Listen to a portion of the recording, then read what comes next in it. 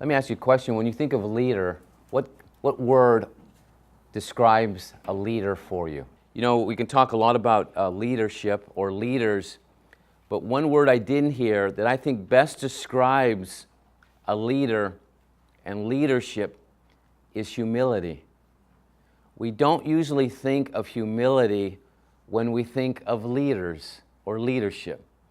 We think of vision and focus and ambition and confidence, and we think of those qualities that many leaders do have as people that you really feel they really believe what they believe in and passionate about what but you don't usually describe them as humble.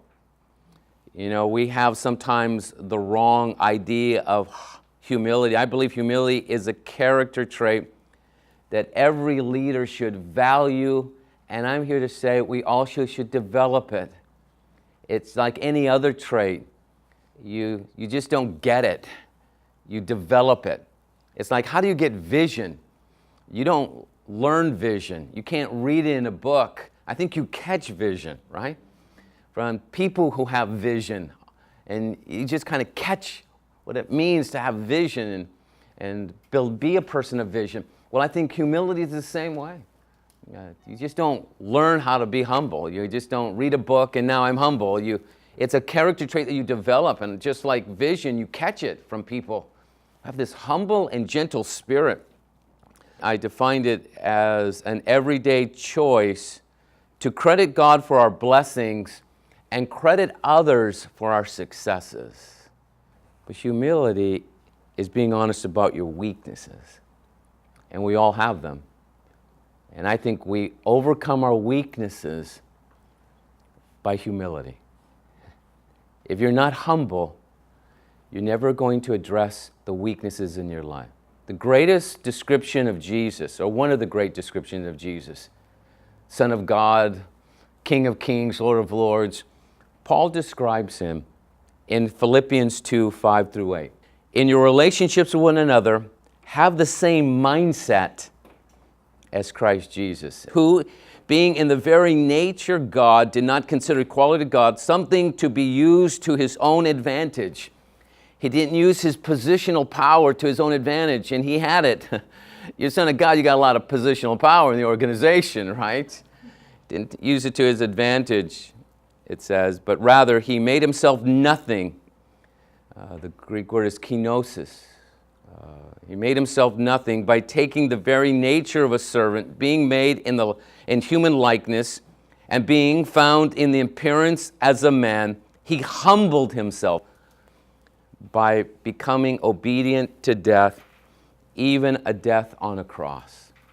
It was a continuous action that he continued to humble himself. And it just speaks to me. How often am I willing to humble myself to be used of God? Or what I call it, are you a leader who really cares? C then stands for confident and comfortable with themselves.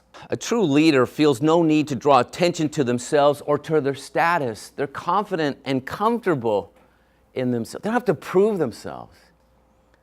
Humble leaders are not focused on showing off their strengths, and they're comfortable and content and letting their work speak for themselves. The letter A stands for anticipate and appreciate self-evaluation. With leadership comes criticism. You don't want to be criticized, never lead anything. But as soon as you become a leader, you're going to be criticized. And true leaders that are humble anticipate it. But not only to anticipate it, but to appreciate it. That leaders recognize and acknowledge that they have weakness, and humble leaders are willing to hear constructive criticism and open to their own need to grow and to change. The R stands for rejoice and rally the accomplishments and potentials of others. I love to be around these kinds of leaders. They make you feel like $1,000,000.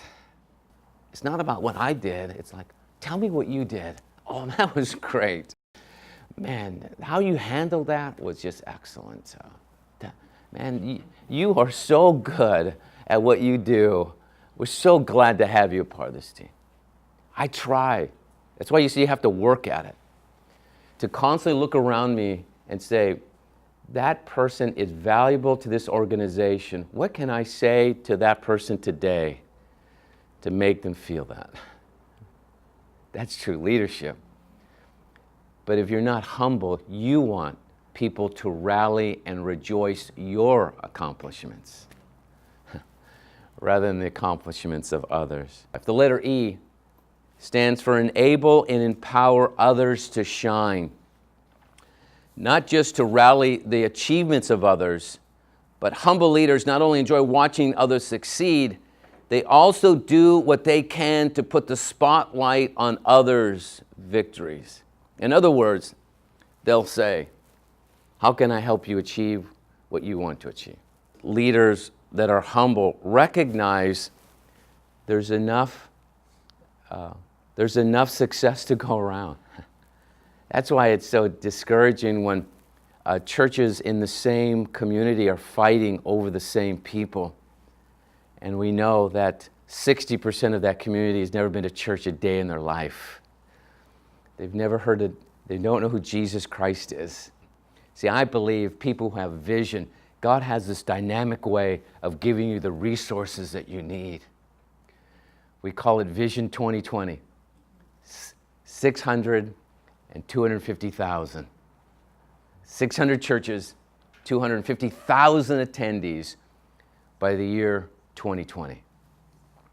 It's amazing when you have vision, then all of a sudden God says, I'm going to bless that, and I'm going to give you the resources and raise up the leaders to help you achieve what I want to happen in the SoCal network. The letter S is this: sensitive and sensible to the success that comes your way. If you're a leader, you might stumble onto some success. And that could be the worst thing that happens to you. And success, all of a sudden, can be like a drug or a narcotic that can intoxicate you. That now your goal is to have more success rather than this characteristic of humility. The times I've gotten off of the vision that God has given to me, whether it was pastoring, whether it was now in this, is when I get away from listening to my heart and just listen to my thoughts. This doesn't make sense. This doesn't work out. This isn't figure out on paper. Well, see, God didn't give it to me on paper. He gave it to me in my heart. Every day, my prayer is, God, thank you for the blessings you've given to me. God, I take this position with great humility and thankfulness. And God, guide my heart. See, humility is the only antidote to pride I know. Fortunately, God brings enough people in my life to keep me humble.